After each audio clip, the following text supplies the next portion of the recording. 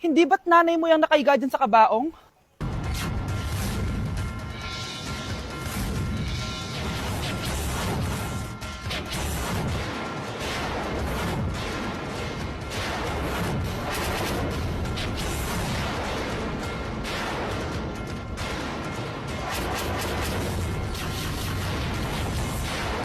Tay? O anak, si nanay kasi kahapon pwede umuwi. Ano na kaya nangyari doon? Busy lang yung nanay mo. O siya, may good news ako sa'yo. Malapit na tayong yumaman. Anong ibig sabihin nun, Tay? Basta, hintayin mo na lang. Opo, Tay. Mabibili mo na lahat ng gusto mo, anak. Nasaan na kaya si nanay? The subscriber cannot be Nay, reached. sumagot ka! Please try again later. Anak, may aasikasuhin lang ako para yumaman na tayo. Ikaw munang bantay ng bahay, ha? Tay, si nanay kasi ilang araw nang di umuwi.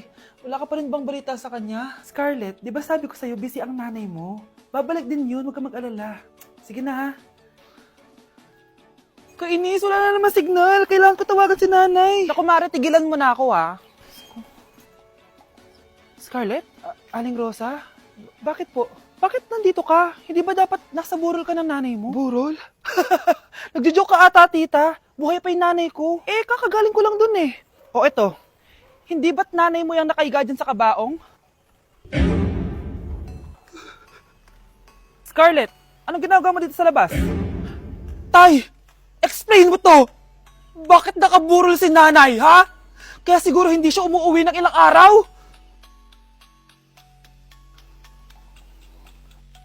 Good morning, class! Good mood si ma'am ngayon na. Sana good mood lang siya gang mamaya. Bago tayo mag-start, mag-pray muna tayo, okay? Sino gusto mag-lead? Di ako marunong niyan, ikaw na lang. Lalo na ako, di nga ako sumisimba eh. Wala. Pag walang pumunta sa harap, lahat kayo ia-absent ko! Bes, ikaw na lang. Ma'am, ako na lang po. Madali naman pala kayo kausap eh. Okay, class. So, dito na nagtatapos sa lesson natin. Oh, may isang oras pa pala tayo eh. Sige na, i-dismiss ko na kayo. Yes! Be, tara gala tayo. Tara, be. Buti na lang talaga dinismiss tayo agad. Aba, excited? Uwing-uwi? Ayaw niyo siguro sa subject ko, no? Maghihintay kayo hanggang 4 p.m. dito! Walang uuwi! Grabe naman yung mood swing ni ma'am. Nakakainis. I love you too. Okay, class. Dahil good mood ako today, hindi tuloy ang quiz at lesson natin. Ay, salamat. Magagawa ko na yung assignment ko sa math. Bes, pakopya naman ako niyan. Aba! Sino nagsabi sa inyo na pwede kayo gumawa ng assignment sa ibang subject, ha?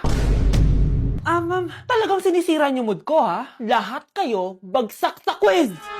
Excuse me, Ma'am Reyes? Bakit mo tinatakot ang mga anak ko?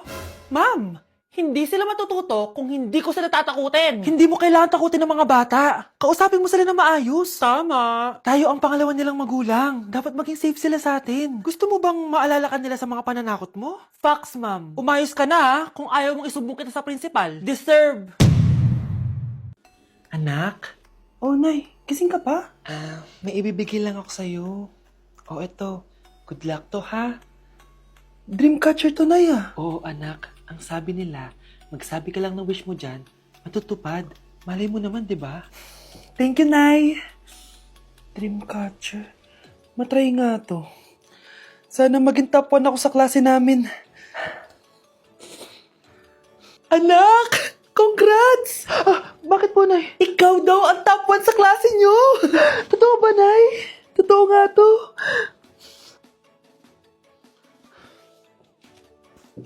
O anak, saan ka galing? Nag-apply ako sa trabaho. Ayoko naman maging pabigat sa inyo habang buhay. Sana makabawi na ako sa inyo. Ba't di mo nalang i-wish yan sa Dreamcatcher? Malay mo naman, di ba? Oo nga no, Nay. Nay! Tanggap na ako sa trabaho! Ang laki pa ng sahod ko! O, di ba? Sabi ko naman sa'yo, anak eh. Deserve mo yan. Nay, sa wakas, makakabawi na rin ako sa inyo.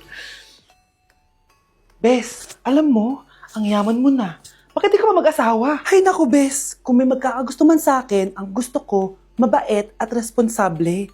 Parang si Joshua. Naku, Bes. Si Joshua pa. Puro trabaho yan. Hi, Scarlett. Pwede ba tayong mag-lunch together mamaya? Sure, sige. Siyan ba? Ayun. Oh, yan ang simula na love story nyo, ha? Ay, mahal. Grabe. Natupad na natin yung mga pangarap natin. May anak tayo. may malaki tayong bahay. May maayos tayong trabaho. Ay, sa wakas. Proud ako sa ating dalawa, mahal.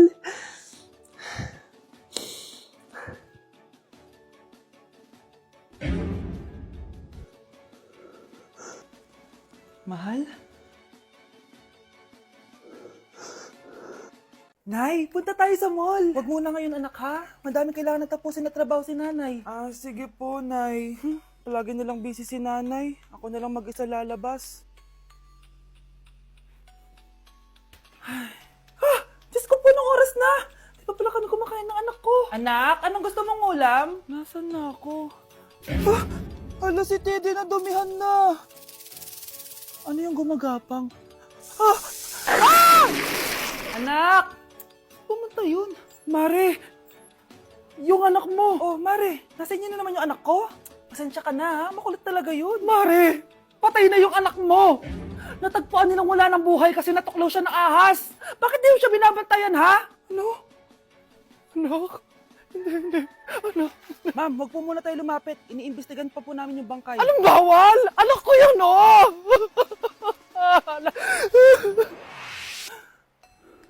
Nay, punta tayo sa mall. Anak, buhay ka. Sige anak, labas tayo. Punta tayo ng mall. Yay! Pumunta kami ng mall. Oh anak, nag-enjoy ka ba sa mall? Opo, Nay. Nag-enjoy talaga ako. Kaso, nagugutom na ako, Nay. Kumain ka na, anak. May tira pang pagkain dyan sa lamesa. May aasikasuhin lang ako trabaho, ha? Sige po, Nay. Ang sarap!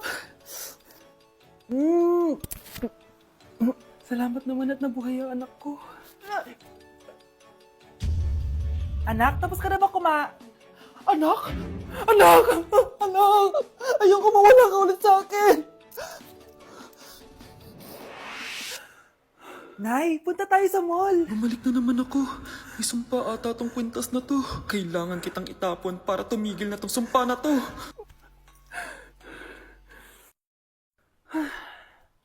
Teka, kwintas ba yun? Sino naman nagtapon nitong magandang kwintas na to? Sayang. Akin na lang. Ano matawag? Hello? Hello, ma'am. Kayo po ba yung nanay ni Samantha? Nabangga po kasi siya. Kailangan pumunta dito sa ospital. Nasagasaan anak ko! Bagsak ako. Lagot ako neto sa nanay ko. Bakit 3/50 lang to? Bagsak ka din, Bes? Oo. Bagsak tayong dalawa? Parang masaya ka pa. Okay na ako. Akala ko kasi ako lang bagsak eh. Tsaka papel lang naman to. Okay na din pala ako. BFF goals talaga tayo. Yes! Tara na nga sa kantin, Bes. May chichika pa ako sa'yo. Anak, yung mga damit mo dito pakalat-kalat oh. Nanagdagan na naman. Oh anak, ano namang iniiyak-iyak mo dyan? Nay, tignan mo itong itsura ko oh. Padami na ng padami ang mga pimples ko. Oh, di ba? Sabi ko na nga ba eh. Puro ka kasi cellphone at puyat. Oo nga, tama ka, Nay. Scarlett? Sino ka? Ba't kamukha kita?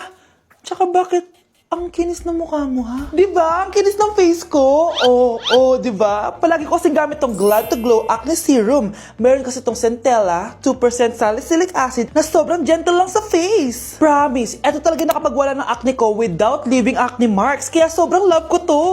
Wow, kailangan ko niyan! With 3 days constant use, makikita mo na agad ang results. Non-drying epekto at syempre, this is FDA approved.